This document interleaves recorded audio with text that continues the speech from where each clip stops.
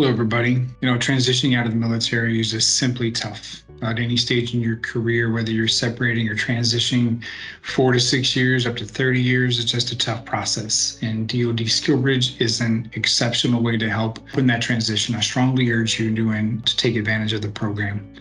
My name is Brent Schafer, and what we're going to be talking about today is the importance of SkillBridge. I just retired after 30 years in July of 22. And I just came out of the intelligence career field, and I really use SkillBridge to help me in that transition process. All right, so today we're going to be talking about this overview here. We're going to hit on some of the demographics, some of the basics of DoD SkillBridge, maybe dispel some rumors or misconceptions. We're going to talk about how you can tailor it to fit your situation, the importance of aligning yourself to the proper cohort, and how to prep for it like it's a job. So what you can count on is roughly about 200,000 military professionals such as yourself transitioning out of the military every single year. And that's a tough thing to think about because many of us think about it as competition, right? And it kind of is probably healthy for you to kind of frame that in your mind. What I want you to know about yourself is that you bring in some very unique skill sets and problem solving skills, professionalism, work ethic, accountability. You bring in those core values with you. But let's face it, those are the soft skills that a lot of our military folks have. Because what you also need to know is that in the corporate world, many experiences you have are very inherently government and military specific, and they don't translate very well into the civilian sector. And again, it goes back to SkillBridge and the importance of using this as a launching pad. It's a great way to break into the industry, something new if you want to try something else. So here are some basics about DoD. I think most people think that SkillBridge is a 160-day or a 6-month internship. And it's not. Nearly every single program or company that you have that offering SkillBridge is a 90-day program. It's 12 weeks. And the rest of that 90 days is what you have to bake in your permissive TDY for house hunting and your terminal leave. So all in all, it just can't exceed 180 days, but really focus on the 12-week program. That's what the internship is about. You got 12 weeks to work with the company. So here's some things that you need to start thinking about early and often is really have to start socializing with your leadership chain and get your commands approval. At first, it'll be a verbal approval, paperwork to follow, but you need to get them used to the notion that, hey, yes, I want to participate. Do I have your support? After that, you're going to talk with your branch's education division. For the Air Force, it's through our portal, through our education portal, and we have to get our paperwork in line and go through them to get the process started. I suspect it'll be the same for many of you. The next is you need approved separation or retirement date. Let's face it, you can't make any move in this direction without that date in mind. You can't make any serious preparations, so that's a must-have. After that, you gotta really explore Hire Our Heroes. There's a way to go SkillBridge without it, but the majority of the people leaving the military use Hire Our Heroes, and they've got the market cornered in this section. So I strongly urge you to take a look at that. So let's talk about that a little bit. You have to align your situation and a cohort to what Hire Our Heroes is offering on a regular basis. The premise behind it is they'll do it 3 times a year. This here is a snapshot of what's happening in 2023, and it's very specific to that. So you can see you have an application deadline of 13 October 2022 to get your stuff in order and get it set up. And then you have to be retired by 7 July, no later than, and that's going to be your 180 days. So Hire Our Heroes is very much tracking on the 180-day limitation that you have. And so those dates are very prescriptive.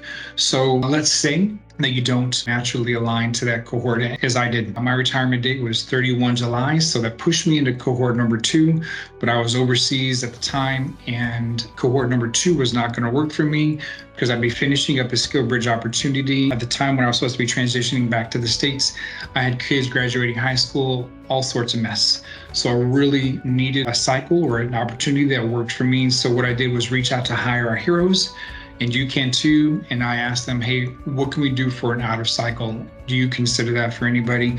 And the answer was yes. So they took me separate from these cohorts and were able to work with me and other companies to try and get aligned for a SkillBridge opportunity. The point I'm trying to make is that there is a way to yes, you just have to be flexible in your planning and your considerations.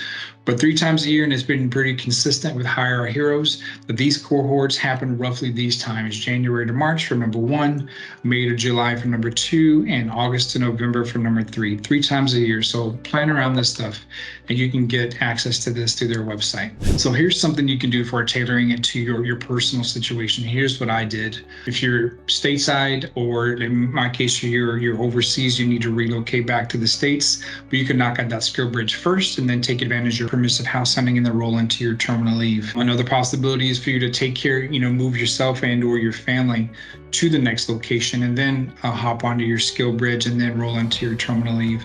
Again, don't think that your situation isn't workable or there isn't a solution. You can work through it. You just have to understand what the flexibilities and the parameters are. Other things that I've learned along the way that you can learn from this as well too is that if you're going stateside to stateside, you get 20 days permissive house hunting. Overseas to stateside, you get 30 days permissive house hunting. Also, as a tidbit, not a great surprise, but you don't get any dislocation allowance on your final move. Seems a little bit wrong, but it's just the way it is. So just to understand that as well. And the last little bit I'll tell you is that tagline there at the bottom. Every scenario that you put in requires 3 sets of leave paperwork. I'm pretty sure every service is pretty standard when it comes to that. So as you're preparing for your SkillBridge, will you need a resume? Absolutely. So how do you build in a resume for SkillBridge for a company that you may not know who you're going to work for or work with? These are the things that I'll strongly urge you to consider as you make your first impression with an unknown company, right? Consider your brand.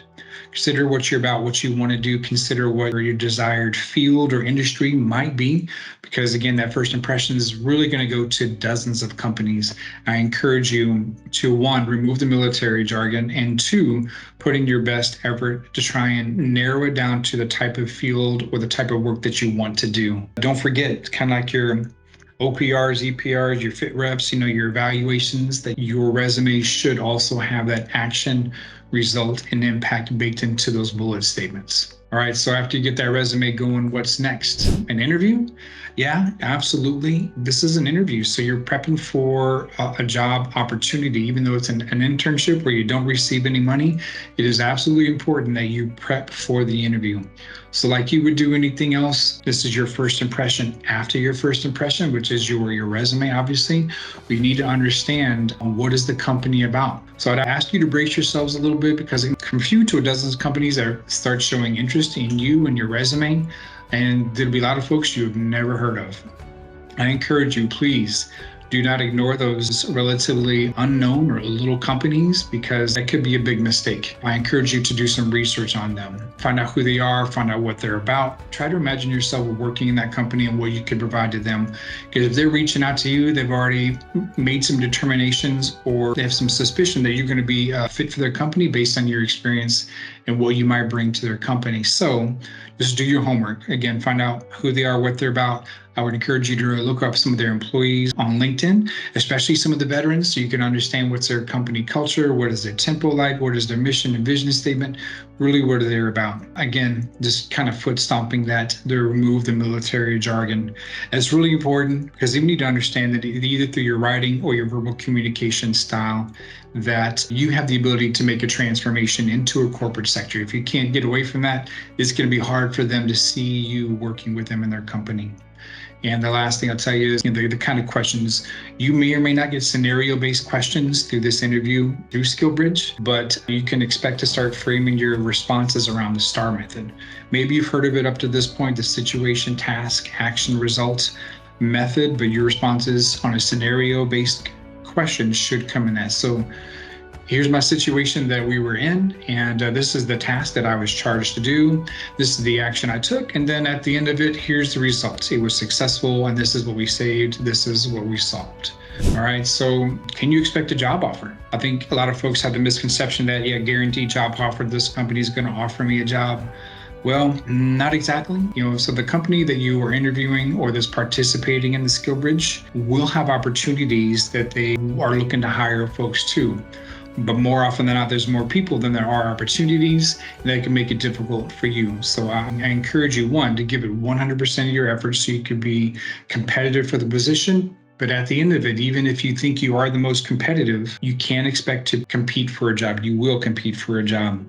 From my experience and the people I've talked to, you'll have to go back through and apply to their website. You'll have to tailor your resume to that job. and then you will have to interview for the position as well. So don't get lazy at this point. If you think you're the front runner for the position, make sure you pay attention to all these things and put your best foot forward. Show them that you want to be there if you want. In the meantime, if things aren't going well, you're not sure if this is the right company for you, if you're not sure that you're the front runner, you got to keep, I got 4 keeps for you. You see them on the slide there. Keep job hunting. Keep transparency and open communication with your SkillBridge company as well. That just makes sense. It's respectful. If you're running around and doing things like seemingly behind their back, that's not going to bode well for you. And also keep your resume up to date. Keep the jobs and those titles, the things, and the processes and the systems and software you're learning, keep that into your resume, and also keep your LinkedIn profile up to date. All that matters. All right, that's a lot of information in a short amount of time, but let's go ahead and recap some of this information for you today, okay? You know that so many people are leaving the military at one time, so the competition is pretty fierce. But SkillBridge is a fantastic opportunity. I explore you to look into it and look into it early. You can tailor your situation around the SkillBridge, but you have to get that communication and approval up and early and fast. You have to align it to that cohort, prep for SkillBridge like you're prepping for a job, and don't put all your eggs into one basket. Keep your options open. So lastly, here's some resources. They're accessible, they're publicly available. It's just here for you to write down. I wish you could click on it, but they're accessible to you, right? And I also ask you to consider Fusion Cell. What we're doing here to help you out, to give you this access. We as a company are also available to you to help you guide you through this process, answer any questions. Connect with us on LinkedIn, connect with me on LinkedIn. Again, my name is Brent Schafer, and I'd be happy to help you through the SkillBridge process or just through the transition in general. I wish you the best of luck.